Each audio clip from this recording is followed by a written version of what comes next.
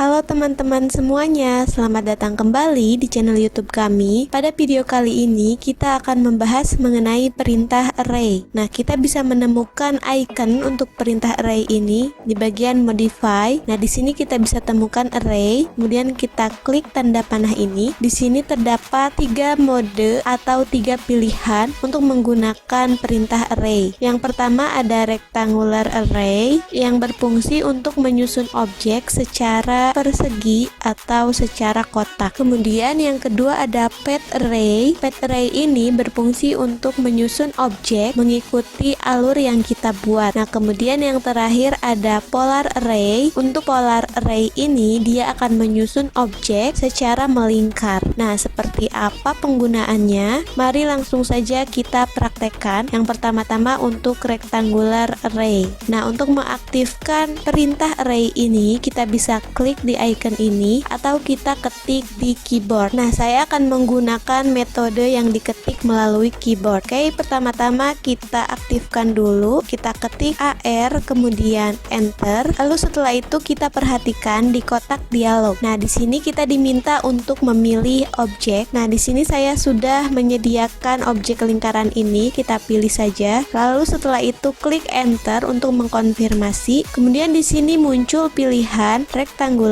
atau path atau juga polar. Nah, di kotak dialog ini juga sama. Kita bisa klik metode apa yang kita inginkan atau kita ketik di sini huruf yang birunya. Untuk mengaktifkan rectangular array, kita ketik R, kemudian enter. Nah, jadilah dia membentuk objek lingkaran tadi seperti ini. Karena dia menggunakan rectangular array. Nah, rectangular berarti persegi 4. Lalu setelah itu juga kita bisa mengedit di bagian sini. Untuk kolom atau kolom ini dia yang vertikal ke bawah sini. Dia jumlahnya 4, bisa kita rubah. Misal ingin 6, kita tik 6, kemudian enter.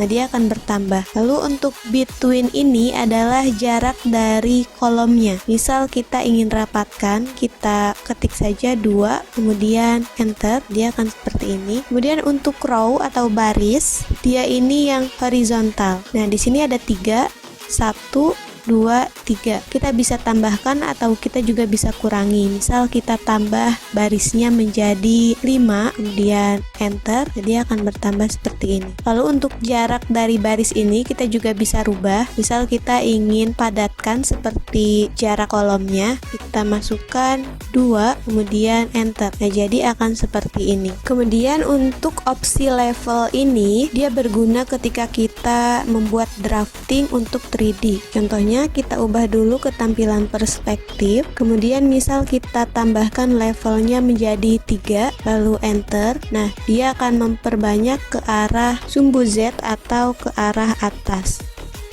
Nah, seperti ini dia menjadi 3 lapisan. Untuk level ini dia ke arah sumbu Z atau ke arah atas. Tadi kita masukkan 3, maka dia ada 3 lapis. Oke, namun ketika kita hanya menggunakan untuk 2 dimensi saja, maka ini tidak perlu. Kita ganti lagi ke 1, kemudian enter. Lalu setelah itu close array. Oke, selanjutnya kita akan mencontohkan untuk penggunaan polar array. Nah, di sini saya sudah menyediakan objek tak beraturan menggunakan perintah polyline. Dia membentuk seperti bintang seperti ini. Kemudian saya juga menyediakan titik untuk nanti kita jadikan sebagai titik pusatnya. Oke, pertama-tama kita aktifkan dulu untuk perintah array ini dengan cara ketik AR kemudian enter. Lalu setelah itu kita diminta untuk memilih objek. Kita pilih objek yang menyerupai bintang ini, kemudian enter untuk konfirmasi. Lalu setelah itu kita pilih polar array atau kita ketik di sini PO, kemudian enter. Lalu setelah itu kita diminta untuk menentukan center point atau titik pusatnya. Nah, titik pusat ini akan dijadikan sebagai titik pusat perputarannya. Karena kan polar array itu membentuk lingkaran. Kita pilih titik yang sudah kita sediakan tadi di sini. Nah, jadilah dia menyusun objek bintang tadi seperti ini, mengelilingi titik pusat yang kita buat tadi. Nah, di sini kita bisa mengubah jumlah atau itemnya. Misal kita ingin mengubahnya menjadi 5 item saja, kemudian kita ketik 5 lalu enter. Nah, dia akan menjadi 5. Lalu di sini jarak antar objeknya, misal kita buat 20 saja, kemudian enter. Nah, dia akan menjadi seperti ini. Atau atau kita kembalikan lagi seperti semula. Nah, kemudian untuk fill ini kita bisa ubah untuk lingkarannya ingin berapa derajat. Untuk satu lingkaran penuh itu kan 360 derajat. Misal kita ingin membentuk satu lingkaran penuh, maka kita ketik saja 360, kemudian enter. Nah, dia akan seperti ini. Lalu misal kita ingin setengah putarannya saja. Setengah putaran berarti 180 derajat. Kita ketik 180, kemudian enter. Nah, dia hanya akan membentuk setengah lingkaran seperti ini. Nah, kemudian kita perhatikan juga di sini ada mode asosiatif. Berarti dia sudah aktif kalau berwarna biru seperti ini. Misal kita klik, nah untuk menonaktifkan, misal kita aktifkan dulu mode asosiatif ini, kemudian close array. Nah, kalau kita mengaktifkan mode asosiatif pada perintah array ini, maka objek yang kita buat itu dia akan menjadi satu kesatuan seperti ini. Dia tidak bisa dikenakan perintah trim, misal contohnya. Nah, dia tidak bisa di trim karena dia tadi sudah menggunakan mode asosiatif. Lalu bagaimana kalau kita ingin mengedit atau memodifikasi objek yang kita buat ini? Maka sebaiknya tadi kita tidak mengaktifkan mode asosiatif, atau kalau sudah terlanjur teraktifkan mode asosiatifnya, kita bisa memisahkan objek yang sudah bersatu ini dengan cara mengeksplodnya. Caranya seperti apa? Kita ketik dulu di keyboard explode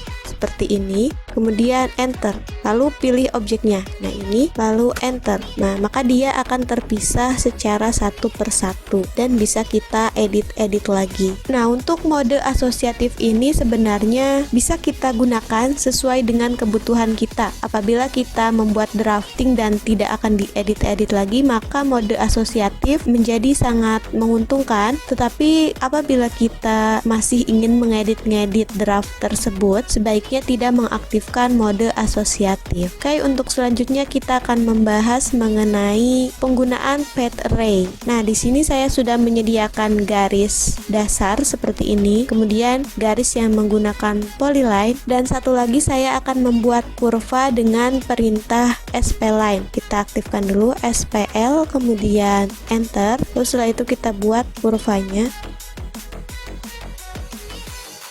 kemudian enter untuk mengakhiri. Ini untuk memperbanyak variasinya saja. Kemudian setelah itu kita buat lingkaran dulu, C, kemudian enter. Saya ingin lingkarannya di sini, diameternya 1 saja, kemudian enter. Klik enter untuk mengaktifkan kembali. Lalu saya ingin membuat lingkaran di sini, radiusnya 1. Tadi radius ya, bukan diameter. Kemudian enter. Enter lagi untuk mengaktifkan. Kemudian saya ingin membuat lingkaran di sini, lalu radiusnya 1, kemudian enter. Nah, bagaimana menggunakan path array? Caranya pertama-tama sama seperti tadi, kita aktifkan dulu AR, kemudian enter, lalu setelah itu pilih objeknya. Misal saya ingin membuat yang di garis ini dulu, kita pilih objek lingkarannya, kemudian enter untuk konfirmasi. Lalu setelah itu pilih path array, atau kita ketik di sini yang huruf birunya ini PA. Berarti kita ketik saja PA, kemudian enter. Lalu setelah itu kita diminta untuk memilih kurva. Nah, di sini tidak hanya kurva, kita bisa garis seperti ini, atau juga polyline seperti ini. Kita pilih garis yang ini. Nah, kemudian dia akan menyusun objek lingkaran ini sesuai garisnya. Lalu setelah itu kita perhatikan di atas sini kita bisa merubah jarak dari objek-objek lingkaran ini.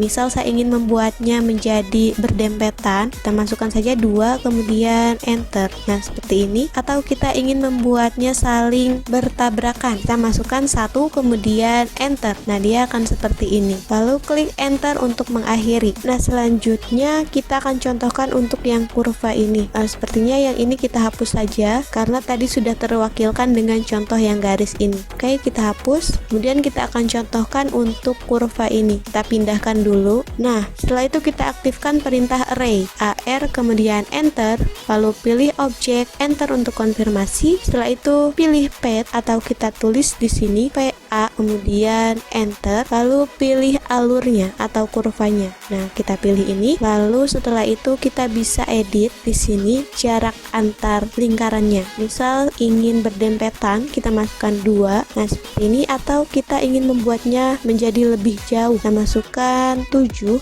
kemudian enter. Di sini kita bisa pilih asosiatif atau tidak, seperti yang sudah dijelaskan sebelumnya. Untuk fungsi asosiatif ini agar objek yang kita array ini nantinya menjadi satu kesatuan. Jika kita tidak memilih asosiatif, maka dia hanya akan menjadi objek secara satu persatu saja. Bisa kita sesuaikan sesuai dengan kebutuhan masing-masing. Kemudian setelah itu klik close array. Nah, jadilah dia seperti ini. Oke, itu saja untuk pembahasan di video kali ini mengenai perintah array. Semoga dapat membantu dan bermanfaat untuk teman-teman semuanya. Apabila teman-teman ingin bertanya atau ingin berbagi tips lainnya mengenai AutoCAD, teman-teman boleh menyampaikannya melalui kolom komentar. Terima kasih telah menonton video ini. Jangan lupa like, komen, dan subscribe untuk mendapatkan update terbaru dari channel ini. Sampai jumpa di video berikutnya.